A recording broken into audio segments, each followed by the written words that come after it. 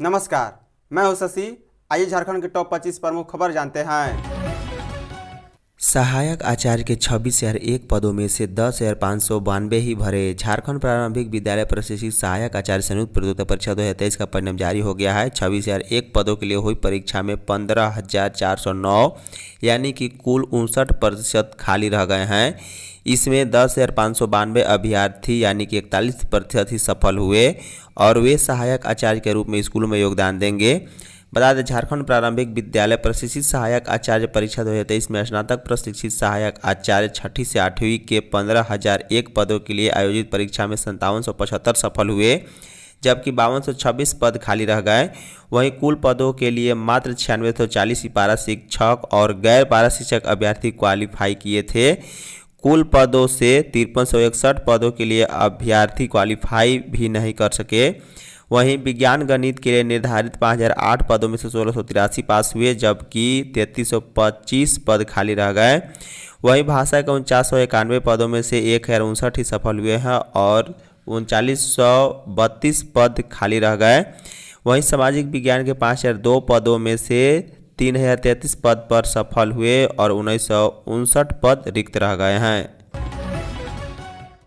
रांची पुरुलिया मार्ग पर अनगढ़ा में हादसा, 4 मरे। रांची पुरुलिया मार्ग में चमघट्टी के पास बुधवार की रात करीब 9:30 बजे भीषण हादसा हुआ है।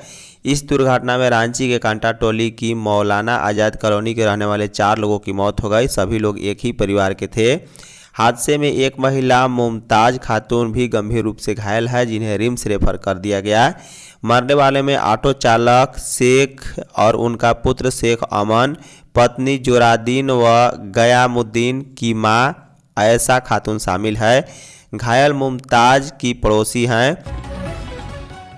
कोल्हान जंगल मुठभेड़ में नक्सली एरिया कमांडर ढेर। पश्चिमी सिंहभूम के कोल्हान जंगल में बुधवार को सुबह 6 बजे सर्च ऑपरेशन के दौरान मुठभेड़ में सुरक्षा बलों ने नक्सली एरिया कमांडर अरुण कुमार गिराया है। कई नक्सलियों के घायल होने की भी सूचना है।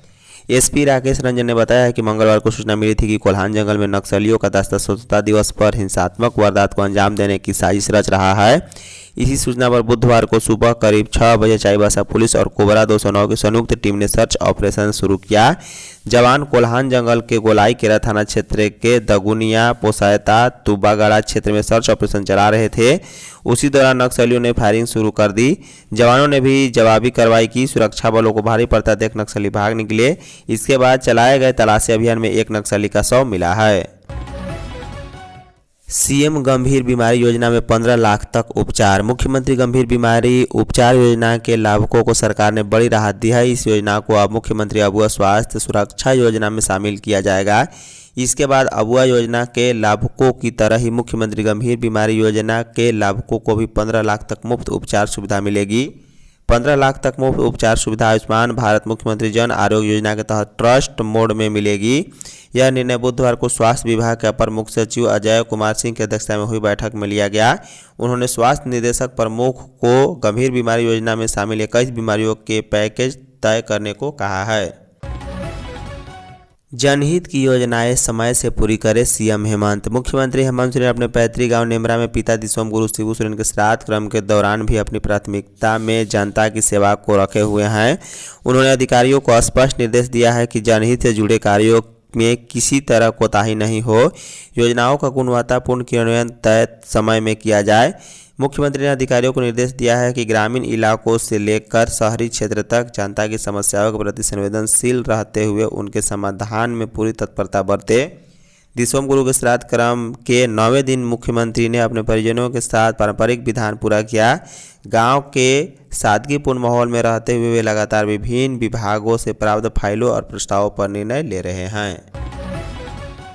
सूर्य हंसदा एनकाउंटर की सीआईडी जांच होगी। भाजपा, झाविमो और जेएलकेएम से 4 बार विधानसभा चुनाव लड़ चुके सूर्य नारायण हंसदा की पुलिस मुठभेड़ में मौत की जांच सीआईडी करेगी। गोड्डा पुलिस द्वारा बोआरजोर थाना में दर्ज मुठभेड़ के केस के आधार पर सीआईडी नया मामला दर्ज करेगी। जानकारी के मुताबिक सूर्य हंसदा के साथ एनकाउंटर की पूरी रिपोर्ट पुलिस मुख्यालय को भेज दी गई है। रिपोर्ट में सीआईडी से जांच की अनुशंसा की गई है। वहीं गोड्डा पुलिस ने राष्ट्रीय मानवाधिकार आयोग को भी प्रारंभिक रिपोर्ट भेजी है, जिसमें पुलिस के साथ मुठभेड़ में मारे जाने का पूरा घटनाक्रम है। बता दें, पूर्व मुख्यमंत्री अर्जुन मुंडा ने कहा है कि पुलिस ने जिस तरह आदिवासी नेता सूर्य हंसदा के खिलाफ कार्रवाई की वह कई संदेह खड़ा करता है। वक्त ने एक आदिवासी को अपराधी बनाया, लोकतंत्र ने मंच दिया, लेकिन पुलिस ने आखिरी सांस छीन ली। सूर्य हंसदा 4 बार चुनाव लड़ चुके थे, वह लोकतांत्रिक व्यवस्था में यकीन करते थे। सरकारी और निजी स्कूलों का निरीक्षण करेगी डालसा। झालसा के निर्देश पर डालसा ने रांची जिले के अंतर्गत संचालित निजी और सरकारी विद्यालयों के निरीक्षण के लिए सचिव रवि कुमार भास्कर की देखरेख में टीम का गठन किया है। गठित टीम रांची जिले के निजी और सरकारी स्कूलों में अदालत द्वारा 30 जून को दिए गए निर्देशों के अनुपालन की पुष्टि करेगी। इसमें स्कूलों के सभी बच्चों की सुरक्षा, कल्याण और संस्थागत सुरक्षा उपाय आदि शामिल है या नहीं। उक्त टीम के द्वारा ही बच्चों, कर्मचारियों और जिम्मेदार अधिकारियों के साथ बातचीत की जाएगी। यदि कोई चूक, कमी या उल्लंघन दिखाई दे तो उसका दस्तावेजीकरण करना भी सुनिश्चित हुआ है। बता दें, डालसा टीम में डिप्टी LADC राजेश कुमार सिन्हा, कविता कुमारी खाती, LADC सहायक सौरभ पांडे भी मौजूद हैं।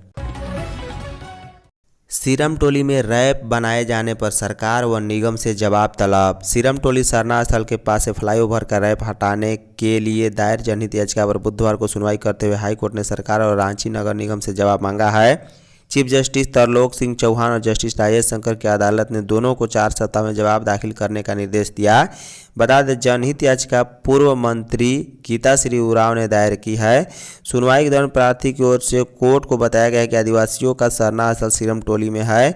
यहाँ आदिवासियों के त्यौहार मनाए जाते हैं। त्योहारों में सरना स्थल में काफ़ी भीड़ होती है। रैप बन जाने से लोगों को काफ़ी कठिनाई हो रही है। पहले रैप नहीं था, आयोजन सुगमता पूर्वक होता था। फ्लाईओवर का रैप बना दिए जाने से धार्मिक आयोजनों में काफ़ी परेशानी हो रही है। अदालत से रैप हटा वहां वैकल्पिक व्यवस्था करने का निर्देश देने का आग्रह किया गया है। मामले की अगली सुनवाई 4 सप्ताह बाद होगी। रांची में राष्ट्रीय थ्रोबॉल प्रतियोगिता 16 से 48वीं सीनियर राष्ट्रीय थ्रोबॉल प्रतियोगिता रांची में 16 अगस्त से रांची में आयोजित होगी। 18 अगस्त तक चलने वाले इस प्रतियोगिता में देश भर से 25 टीमों के 750 से अधिक खिलाड़ी और करीब 150 तकनीकी पदाधिकारी शामिल होंगे। इस प्रतियोगिता के आयोजन की तैयारी लगभग पूरी कर ली गई है। यह जानकारी गुरुवार को राजधानी रांची के एक होटल में बुधवार को आयोजित प्रेस कॉन्फ्रेंस में झारखंड राज्य थ्रोबॉल संघ के अध्यक्ष डॉक्टर राजेश गुप्ता ने दी है। उन्होंने बताया कि खेलगांव के हरिवंश टाना भगत इंडोर स्टेडियम में प्रतियोगिता होगी। यह दूसरी बार है जब रांची में राष्ट्रीय थ्रोबॉल प्रतियोगिता आयोजन किया जा रहा है। आयोजन अध्यक्ष वेदांत कौस्तव ने कहा है कि हमने प्रतियोगिता के आयोजन के लिए महीने पहले से तैयारी शुरू कर दी थी। आर्मी में फर्जी भर्ती कराने वाला पूर्व सैनिक अरेस्ट। लखनऊ की सैन्य खुफिया इकाई मिलिट्री इंटेलिजेंसी से मिली जानकारी के आधार पर भुवनेश्वर पुलिस ने एक पूर्व सैनिक गिरफ्तार किया है। बता दें, आरोपी पर सेना में फर्जी नौकरी दिलाने के नाम पर लोगों से लाखों रुपए ऐंठने का आरोप है। आरोपी की पहचान संतोष सेठी के रूप में हुई है। संतोष सेठी सेना का सेवानिवृत्त जवान है।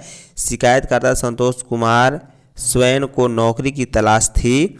एक महिला के माध्यम से वह आरोपी संतोष सेठी के संपर्क में आया। संतोष सेठी ने उसे भुवनेश्वर में नौकरी दिलाने का वादा दिया था। सेठी ने स्वयं को बताया कि सेना की 120वीं बटालियन में एक पद खाली है। उसने नौकरी के बदले पैसे की मांग की। वहीं संतोष स्वयं अपने भाई सुधीर कुमार स्वयं के साथ 120 बटालियन के परिसर में संतोष सेठी से मिला। मुलाकात के बाद शिकायतकर्ता ने सेठी को अपना आधार कार्ड, पैन कार्ड, मैट्रिक प्रमाण पत्र, जाति प्रमाण पत्र और 4 पासपोर्ट आकार के फोटो दिए। इसके अलावा उसने सेठी के भाई द्वारा दिए गए QR कोड के माध्यम से 5000 की राशि भी भेजी थी। बोकारो पुलिस ने 5 अपराधियों को दबोचा। बोकारो पुलिस ने 1 अगस्त की रात माराफारी थाना क्षेत्र के बांसगोड़ा स्थित गोमिया जनरल स्टोर के पीछे जुआ खेल रहे लोगों से लूटपाट और हत्या मामले में 5 अपराधियों को गिरफ्तार कर लिया है। बताया जा रहा है कि 1 अगस्त की रात माराफारी थाना क्षेत्र के बांसगोड़ा स्थित गोमिया जनरल स्टोर के पीछे जुआ खेल रहे लोगों से लूट और हत्या मामले में एसपी के द्वारा गठित एसआईटी टीम ने खुलासा कर दिया है। इस मामले का मास्टरमाइंड बीरबल कुमार सिंह उर्फ निखिल सिंह उर्फ कटप्पा के साथ अन्य 4 अपराधियों को भी गिरफ्तार किया गया। ये सभी अपराधी पेटरवार थाना क्षेत्र में सरकारी शराब दुकान में लूट में भी शामिल थे। सभी ने अपना अपराध कबूल लिया है। 15 अगस्त पर मौसम का हाल। स्वतंत्रता दिवस 15 अगस्त को झारखंड में मौसम कैसा रहेगा, वर्षा होगी या नहीं, किस जिले में वर्षा होगी और किस जिले में वर्षा नहीं होगी। भारत मौसम विज्ञान के रांची स्थित मौसम केंद्र ने जो पूर्वानुमान जारी किया है उसके अनुसार 14 अगस्त, 15 अगस्त, 16 अगस्त और 17 अगस्त को झारखंड के अधिकांश जिले में गरज के साथ हल्के से मध्य दर्जे की वर्षा होगी। कुछ जगहों पर आंधी के साथ वज्रपात होने की भी संभावना है, इसलिए जिन जिलों में ज़्यादा वज्रपात होंगे वहां के लोग बेहद सावधान रहे। मौसम को देखते हुए एहतियातन कदम उठाएं। धन्यवाद।